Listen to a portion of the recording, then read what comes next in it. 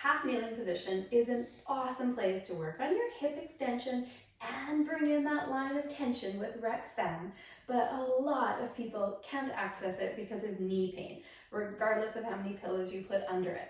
So if you want to find a base position where you can work on hip extension and get that rec fem tension, this is an awesome alternate base position. Kneeling, lying on your side at a wall, or also called hemi 90-90. There is awesome biofeedback between all of these structures to really get a great pales and rails for rec fem and to work on hip extension.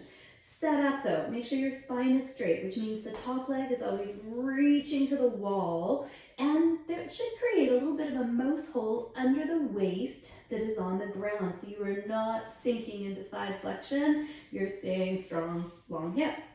To find a bit more internal tension, you can drive that bottom leg into the wall. Then let's start setting up the pelvis. Obviously, nice and stacked. Obviously, lots of posterior tilt. You want to think about those muscles, that line of tension that comes all the way up to the front of your lumbar spine. So it's a long waist. You're reaching into the wall. And if you have not found a line of tension yet, you can bring that knee behind you a little bit, but don't steal from your low back. Keep it long here. Now you could apply your pales. So I want a strong glute activation, and you are going to drive your shin into the wall for a pales contraction for rec fem. 10 seconds, go for it.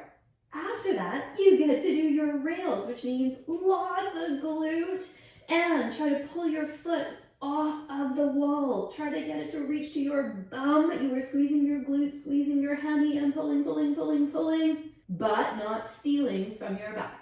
If you got yourself some range, you can dorsiflex your foot and do your pales and rails right there. And if you really got yourself lots of range, you can then use your hand and set up 90-90 hip external rotation.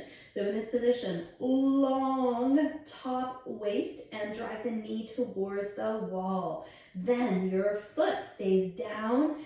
Keep your pelvis rolled forward. And how high can you lift your knee? That is hip ER. For that internal tension, drive that other leg into the wall.